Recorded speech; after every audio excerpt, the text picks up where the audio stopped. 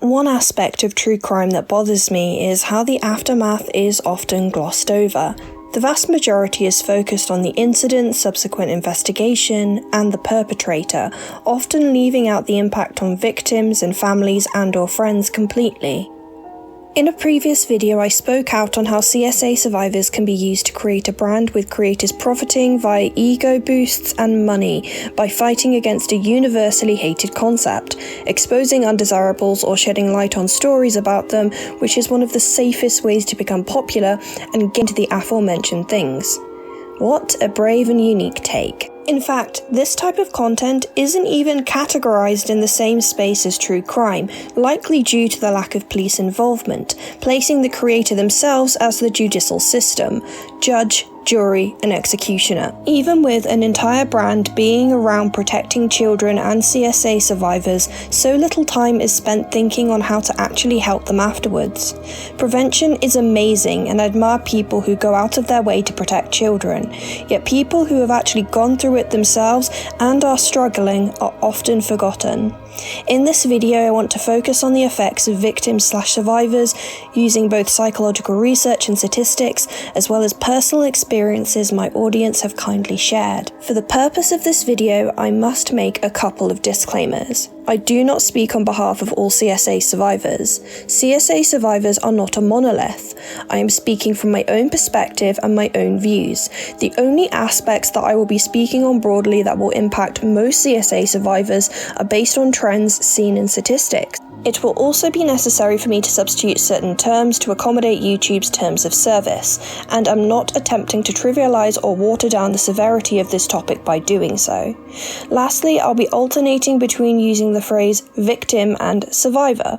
Some people prefer to use the term survivor as they don't like to think of themselves as victims. However, as we will learn in this video, not everybody gets to survive CSA. First, we're going to have to define. The NSPCC, National Society for the Prevention of Cruelty to Children, defines CSA as the following. When a child or young person is indecently mistreated, they're forced or tricked into indecent activities, they might not understand what's happening is mistreatment or that it's wrong. Indecent mistreatment can happen anywhere, and it can happen in person or online. There are two different types of CSA, contact and non-contact. Contact involves touching of the child or making the child touch the perpetrator. Non-contact are other forms of mistreatment that don't require physical contact but still involves indecent mistreatment, such as taking indecent images of children, an adult exposing themselves to a child, or showing a child indecent images, whether that indecent images is of an adult or another child. CSA is an extremely complicated issue because, as the CPS, Crown Prosecution Services, states, there is no one model of CSA.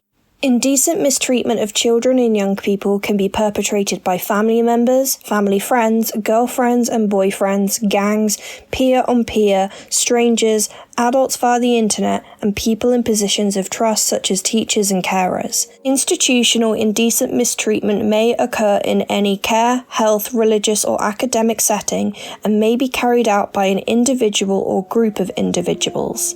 Using statistics, we can narrow down the likelihood of where CSA may occur and who by. In 2019, gov.co.uk released these statistics.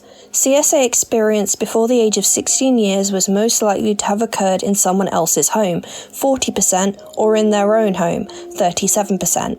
What this means is that the majority of CSA survivors already know who their perpetrator is. You may be thinking, but 2019, isn't that the time where we started locking ourselves in our house for extended periods of time? Of course it's going to be more common in their homes.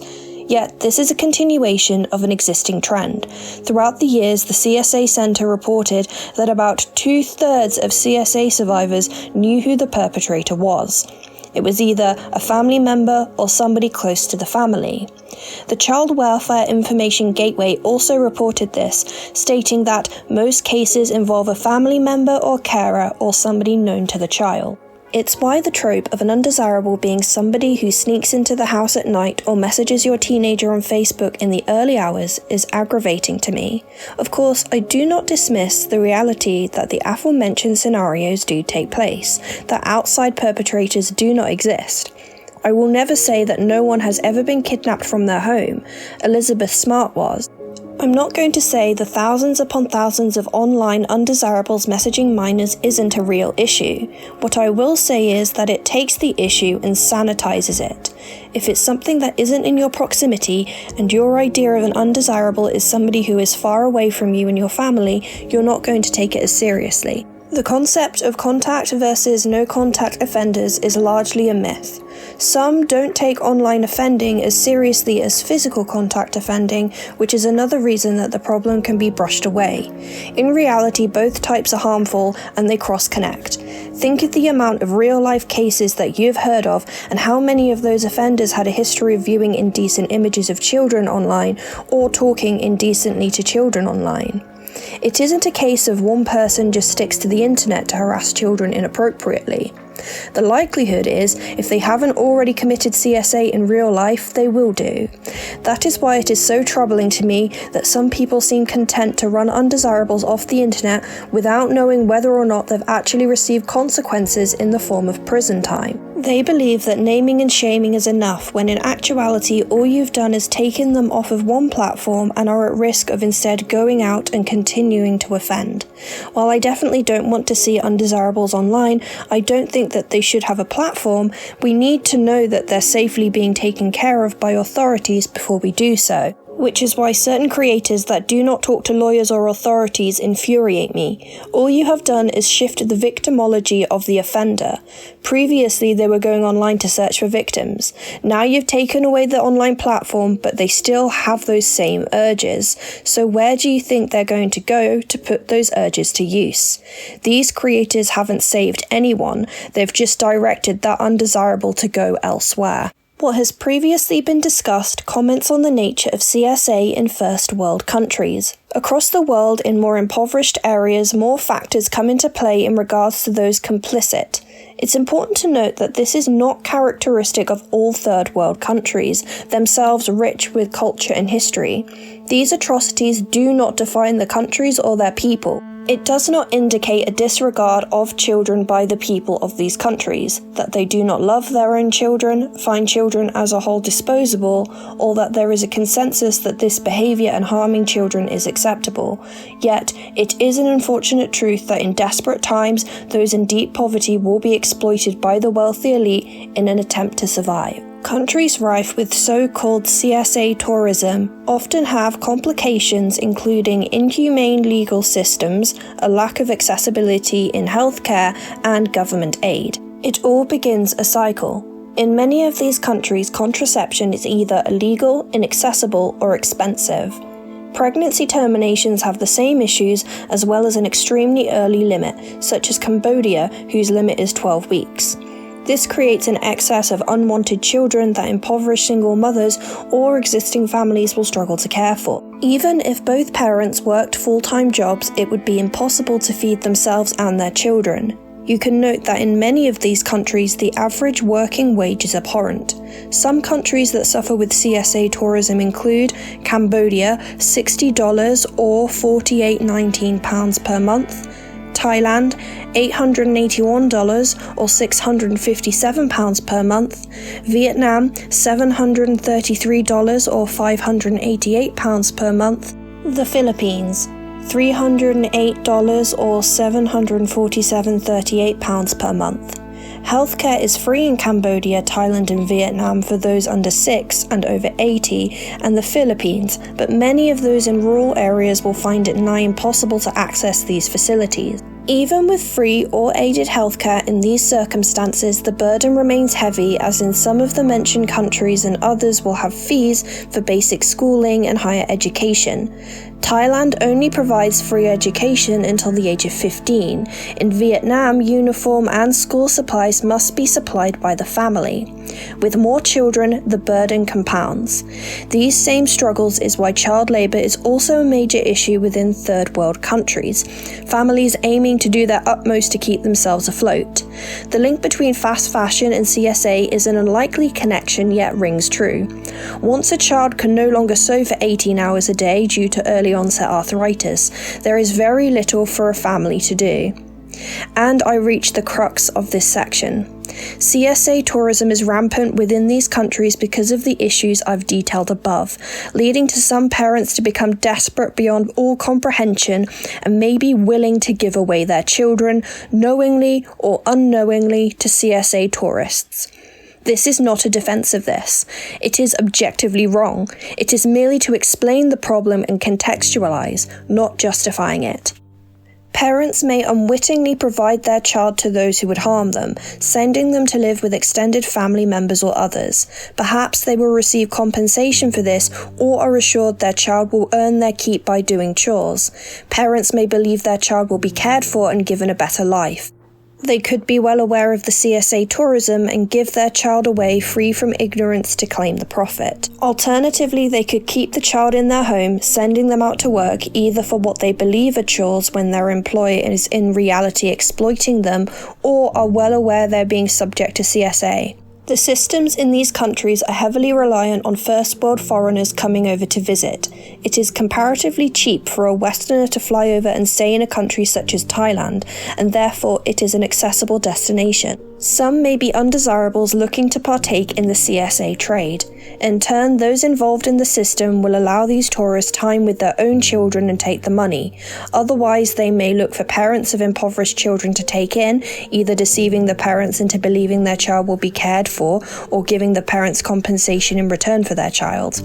In other circumstances, they may target homeless and/or orphan children. From time to time, older children such as tweens and teens may themselves approach the tourists and offer their services. This is how many survive the poverty they find themselves stuck in, and the undesirables can have easy access to children for a low price. Who are the most vulnerable children? I've discussed poverty in the previous section, so I shan't recount that. Evidently, the children who are in close proximity, either living with or knowing an undesirable, are most at risk. It's geographical proximity, a matter of being at the wrong place at the wrong time. In the offender's eyes, it's convenience. They have urges, and here is a child that they have easy access to. Unfortunately, that's how they view it.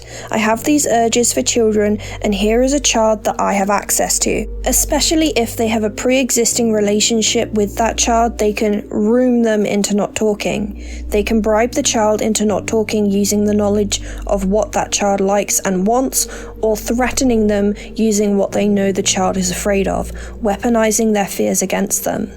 Disabled children are particularly vulnerable, particularly those who are blind, immobile, or mute. If they're blind, they won't be able to see who mistreated them. If they're immobile, they cannot run away. They could know sign language, but would they even know the sign to explain what happened to them?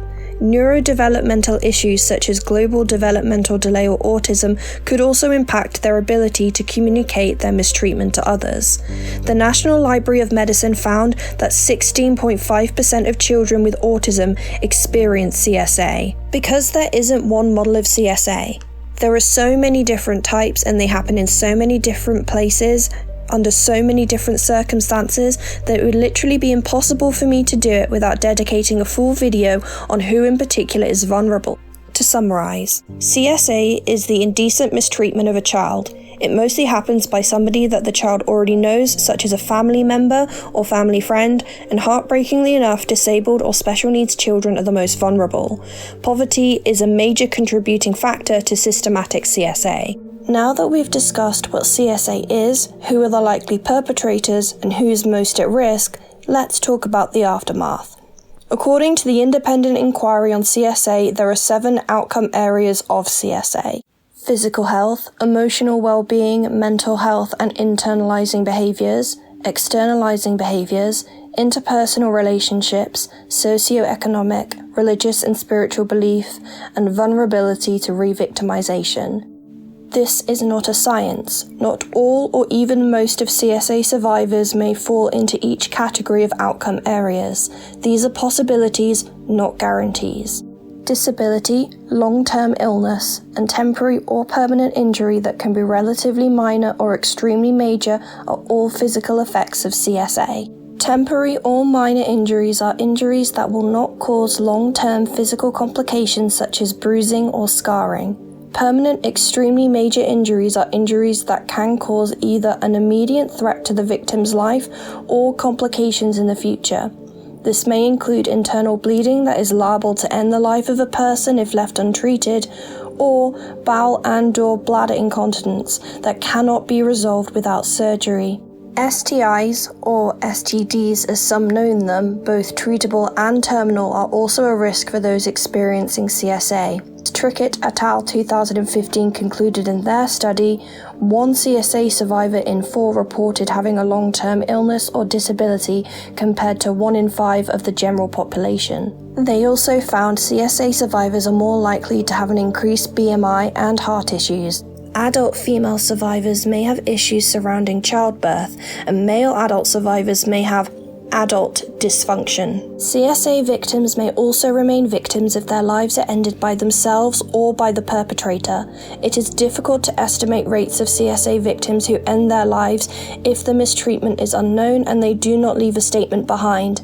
Bedi et al. 2012 found that life-ending thoughts and behaviours in CSA survivors were 30% for women and 34% for men, and attempts were 9% for women and 11% for men. Similarly, it's difficult to estimate the number of perpetrators who end the lives of their victims if, yet again, the mistreatment is undetectable after death and unknown to have occurred. Notable historical United Kingdom cases include Fanny Adams, age 8, victims of Myra Hindley and Ian Brady, Pauline Reed, age 16, John Kilbride, age 12, Keith Bennett, age 12, Leslie Ann Downey, age 10, and Edward Evans, age 17. The child victims of Fred and Rose West who experienced CSA, Charmaine West, aged 8, Carol Ann Cooper, aged 15, Shirley Hubbard, aged 15, Alison Chambers, aged 16, and Heather West, aged 16. More recent cases include Tia Sharp, aged 12. To the family and friends of the aforementioned, I'm so sorry for your losses. I hope you have since found healing and peace. Traumatic experiences are often associated with mental health disorders. I will now list for you the categories of the DSM-5 mental health disorders in which contain diagnoses that CSA survivors have received. It is important to note that not all CSA survivors will be diagnosed with these disorders, and not all diagnosed with these disorders have experienced CSA. Depressive disorders, anxiety disorders, obsessive-compulsive and related disorders, trauma and stressor-related disorders, dissociative disorders, feeding and EDs, sleep-wake disorders, parasomnias, adult dysfunctions, disruptive impulse and conduct disorders, personality disorders, paraphilic disorders. And those are just the categories of disorders, not individual disorders themselves. I also find it pertinent to express that symptoms and severity differs from person to person, and these conditions are treatable. Having a diagnosis for a disorder does not mean it defines a person. According to the HWGCE Health Working Group on CSE, depression has been found in 57% of those diagnosed with CSA, 37% had generalized anxiety disorder, 58% separation anxiety disorder, 73% post-traumatic stress disorder, PTSD. Bolin et al. 2013 found that 49% of adult CSA survivors in treatment displayed self-injury behaviors. Similarly, Bueloff et al. 2021 observed that major depressive disorder, PTSD, and personality disorders were more prevalent with patients whom had a history of CSA. I evidently will be unable to inspect each individual disorder in great detail, and so will instead conduct an overview of the most common diagnosed in CSA survivors. I urge viewers to conduct their own research using reputable and certified sources to gain a greater understanding. If you are concerned you are suffering from a mental health condition, please consult your doctor. The NHS will be my source for the following disorders. Depression and anxiety are both types of disorders and symptoms of a disorder. Depression and anxiety are also both normal to experience but become symptoms of a greater issue or part of a disorder themselves when they interfere with the functionality of a person and their lives. Depression is a symptom characterized by low mood and apathy. Depression is an extended feeling of unhappiness and hopelessness that can last days, weeks, months, or even years, and is often comorbid with anxiety and anxiety disorders. Those with depression may experience fatigue, low appetite, and various bodily aches. Depressive disorders include persistent depressive disorder and disrupted mood depressive disorder. Anxiety, on the other hand, is a sense of unease and panic. People with anxiety may feel worried even without a triggering event or overthink a relatively small event, such as being concerned when receiving a text from somebody that is vague and assume it is bad news. Anxiety disorders include separation anxiety disorder, selective mutism, and panic disorder. Post-traumatic stress disorder, PTSD, is a disorder wherein a person consistently relives traumatic events either via flashbacks or nightmares. They may have issues in regards to sleep or concentrating and experience dissociation. Personality disorders are a category in itself, 10 in total. Cluster A consists of paranoid personality disorder, schizotypical personality disorder, and schizoid personality disorder. B has borderline personality disorder, antisocial personality disorder, narcissistic personality disorder, and histrionic personality disorder. And C has avoidant personality disorder, dependent personality disorder, and obsessive-compulsive personality disorder. Cruz-Utz et al. 2021 found CSA was a significant risk factor for developing borderline personality disorder, BPD. BPD symptoms can be grouped into 4 categories: emotional instability, disturbed patterns of thinking or perception, impulsive behavior, and intense but unstable relationships with others. If mental health disorders are the result of internalizing CSA, maladaptive coping strategies are what occur if one externalizes it, which may vary based on age and gender. This can include inappropriately flirtatious or indecent behavior. Child survivors may touch other children inappropriately or be overly curious about their bodies. CSA survivors may be more blunt in regards to adult topics or tell lewd jokes at unsuitable times. Risky indecent behavior is another aspect of externalizing CSA. Mimiaga et al. 2012 studied male CSA survivors and the likelihood of contracting HIV due to risky indecent behavior as adults, having numerous casual partners without using protection.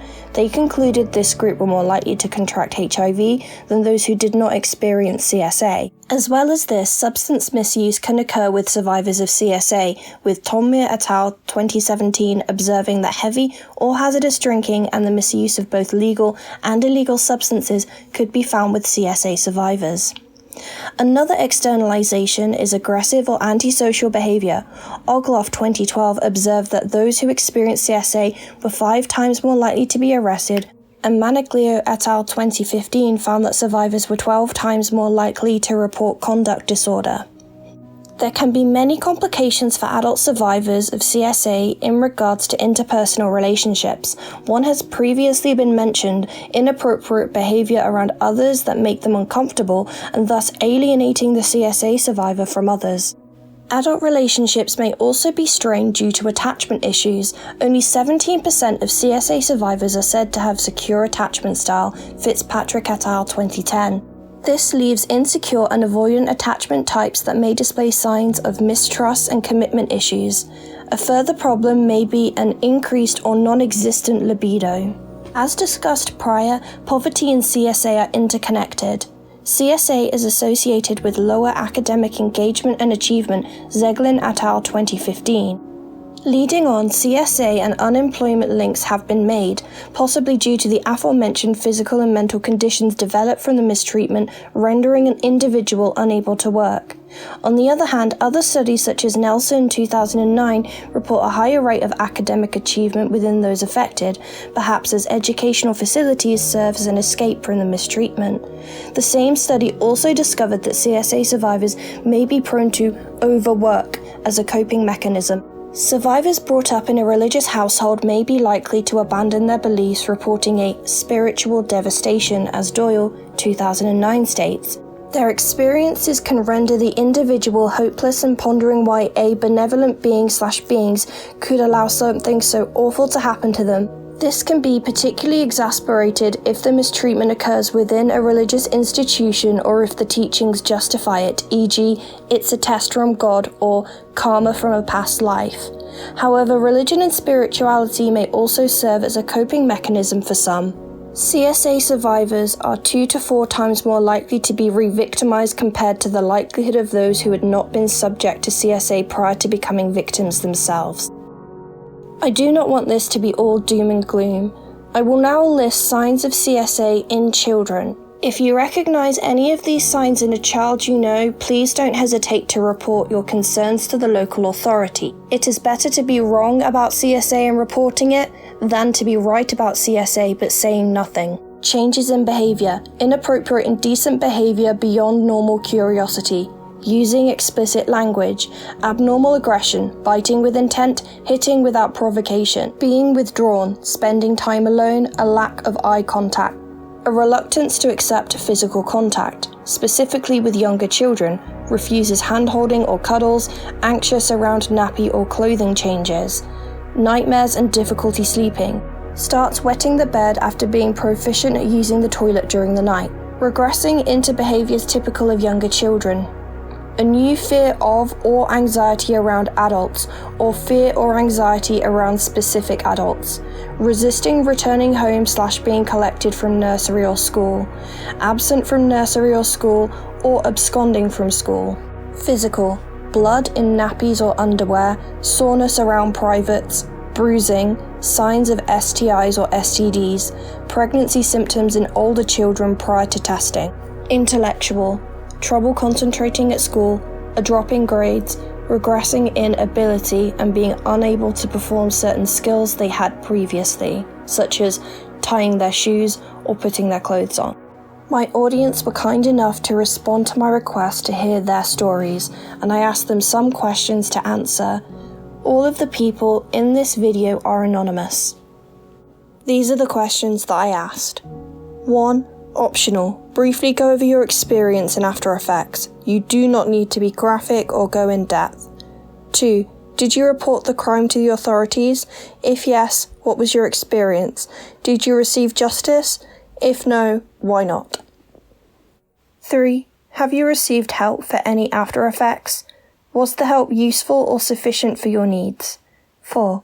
What do you think about creators who cover similar crimes to the one you experienced? Are they helpful? Do they cause more harm? Do you think there's a good way to cover these stories? If so, explain how you'd like them to be covered. 5. Do you think survivors are viewed fairly and with respect? If not, how are they viewed? What should change about our perception of survivors? 6. Add anything else you would like to say, re your experience, how you were treated, what you'd like the future to be when helping survivors, etc. I'm a 26-year-old who has PTSD. My essay occurred multiple times when I was young, around 9. The person who did it was my cousin. She was also a child. I've never reported it or told anybody. By the time I realised it was very wrong of her, I was in high school. I figured it wouldn't be right to bring up anything bad since she was also a child.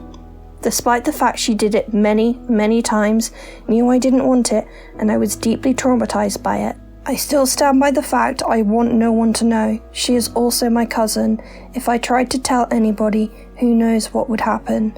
I don't know if this is helpful since you may be focused on more adult perpetrators, but I do want to write in because CSA is something I don't see talked about a lot. People may assume that kids are safe with other children, especially family. My family, even though I expressed that I was uncomfortable with sleepovers, still arranged them with me and my cousin. They surely didn't know what was going on, but as a kid, expressing my discomfort was as much as I could do. I also want to say all this because I have seen child perpetrators excused by people because they were children. I understand the grey area with children. It's one of the reasons I'm not telling anybody about who did these things to me, but seeing them get completely excused in people's eyes really hurts. Even getting dismissed as not of a big deal because how much harm can another child do? I think creators and viewers alike should understand the subjects and specific cases before they speak about them. Cases can have a grey area, but there is never an excuse for SA. Even if a child does it, I want people to take that seriously. Growing up, I had a stepfather who would SH me on almost a daily basis. I was 13. It came to a point where he started to pinch and slap me on my butt and lower abdomen. When he would do that, my mother would enable the behaviour and justify it, saying it was just a joke. I felt powerless and alone and began to shut a lot of people out. I just wanted to be alone. I did not report it to the authorities. My stepfather was a narcissist and had a very easy time manipulating others, especially law enforcement. I felt like there was no point, as I knew in the back of my mind that there would be even more mistreatment sprung at me if I did report him. At the time, I received counselling for my anxiety disorder and depression, and I decided to bring the incident up. The therapist asked for my mum to join us, and it ended up backfiring on me. I never brought it up since. I don't really have a crazy hot take or opinion on creators covering sensitive topics, to be honest. As long as the creator is respectful and has done proper research on the subject, I see no harm in it. However, if a victim or their loved ones are not comfortable having their story covered, that should always be respected. I think it depends. On one hand, I know there are a lot of supportive people out there. Unfortunately, there are still many people who choose to treat survivors with ridicule or unjustified treatment. It makes me angry when people say, "Why didn't you just do blank? It's not that big a deal. Get over it. You're too sensitive." My answer to those comments is, you cannot judge a survivor on their reactions to their mistreatment when it is happening. You were not there. You don't understand how mistreatment permanently messes with a person and their concept of self. One thing I would like to say is forgiveness. You do not need to forgive your mistreaters, and I'm so sick of those who preach that it is necessary for your healing. I nor anyone else needs to forgive someone who messed our lives up to the point of debating whether things are even worth it anymore. Your course of healing should be about you, not your mistreater. So, at 15, I was a confused and lonely gay kid with violently homophobic parents, so I had to be secretive. This pushed me to go on Grindr. I know that was stupid, and I started talking to a Navy guy who seemed really nice, and he was 26. We agreed to not having adult relations and just going on a date. Long story short, we were hanging out at my house during spring break and he started groping me. I froze up and then he started undressing me and forced himself in me without lube. I screamed in pain, he stopped and left. I felt violated and disgusted with myself, so I blocked him. I couldn't go to the police or my parents would kick me out for being gay, so I was left with nobody to go to and had major depression after that, and still to this day. This also effed up all my future relationships because while I wanted adult relations, it made it impossible to have it in a healthy way. I go to therapy now, but I haven't talked to my therapist about it yet because of shame, and talking about it with someone face to face makes me extremely uncomfortable. As for creators, I don't mind them doing it so long as they do it respectfully and aren't doing it for money or other bad reason. I like how you and Mr. Ballin cover stories and how you'll go out of your way to help victims to the point Mr. Ballin made a charity to support victims. I think victims are viewed differently depending on their gender and the gender of the perp, which is disgusting. All victims need to be seen as equal and all perps need to be seen as vile POS, because male victims with female perps are fetishized, while the reverse is seen as vile and everyone hates the perp and defends the victim, which is how it should always be. I also have issue with how people will jump to defend a female perp playing victim even with blatant evidence that the perp isn't a victim, but because they're a woman, people will believe them over evidence. I wish people would use their brains. You don't have to believe all victims or jump to the victim is lying. Just give emotional support to the victim while also being open to the idea it's possible they're lying or accusing the wrong person. Something I also take issue with is it's possible the victim is telling the truth but is accusing the wrong person, so the accused perp is innocent, but people are oftentimes stuck in this idea that one side must be guilty and you attack whoever you think is guilty, regardless of if evidence shows the victim is being honest and the accused perp is innocent at the same time. For the future, I just wish people would stop weaponizing accusations, people would never make false accusations, and most importantly, all victims are treated with the utmost care equally regardless of identity, and they have a quick and just trial so they don't have to relive the trauma again in a long, difficult trial. This last story isn't about CSA, but I thought it was pertinent to discuss anyhow. I was a last year student in med school, so not a minor at all. He was one of the doctors at the hospital where I did my practice. We had regular parties with both doctors and students. which in retrospect was always a bad idea, as it usually involved drinking and ended up in questionable hookups on both parts. I had been flirting with him during one of these parties, then he followed me home and expected me to agree to have adult relations. When I refused and asked him to leave, he AR'd me. In the days after the assault, he blackmailed me into being his girlfriend, which included using me as free or assistant. He was an anesthesiologist, and of course, more adult relations. He got drunk often and chased me with his car one night, and I was certain I was going to be yeeted by him. How that night ended, I cannot remember. He lived the rest of that year in fear that I would tell anyone else at the hospital and I could lose a career I had poured 8 years into. I never did. Back then I was convinced that it was actually my fault since I had flirted with him. I only told my best friend, who did his best to be supportive, but as he was another student at the same hospital, he could also lose his career if he confronted him. Nothing. I had my friend's shoulder to cry on, which was better than nothing. Yes, I believe there are good ways to cover this difficult kind of topic. Content like yours and by others in a situation similar to mine made me realise in the very first place that it was not my fault, that I had been a victim and later a survivor, and that I was not alone. It helped me forgive younger me for what I had been through and learn how others could learn to cope with the experience, preventing it to percolate into my present life. It also helped me open up about it with people I care about, my husband or my sister for example, and I could finally say it out loud for the first time in many years.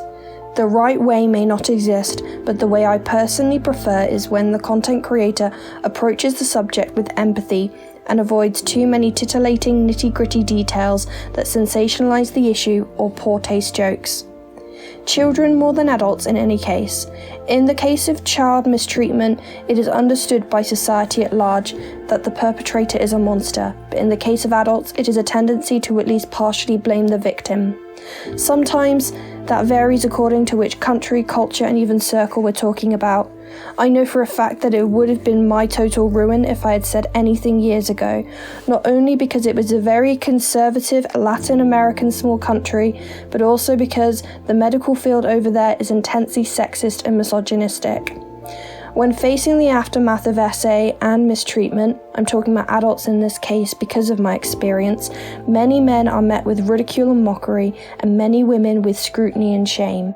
Several years later, I heard that he had been suspended because other students came forward with similar and much worse stories about him, like him using his anesthetic substances to mistreat them, which made me feel horrible for not having said anything. Sometimes I still think, during insomniac nights, about all those other girls who might not have suffered under that if I had the courage to speak up, even if it meant the end of my career before it even started. When I could finally talk about it, I was horrified by how many women in my circle had had similar experiences of their own, not the same guy but in general, and how many of them had also internalized them as was asking for it, including my little sister when she was a teen, which broke my heart to hear she could not even feel safe enough to tell mum or me. When I think about all the fears we had, and the most likely scenario of what might have happened had we said anything out in the open, what I hope for the most is a future where victims are not afraid to denounce perpetrators, where we're not made to feel guilty and responsible for our own attacks, even if we were flirting, even if we were drinking, even if we chose to trust the wrong person. I would like to thank each and every one of the people who submitted their stories for me to read, trusting me enough with this information. I hope that you're all on your path to healing and are thriving in your lives right now. And I will end the video here. I would like to thank anybody who stuck around for the entirety of it. It's important to listen to survivors. It's important to learn about what to look for when the signs of mistreatment are in front of us. Thank you everybody, and I will see you in the next video. Bye.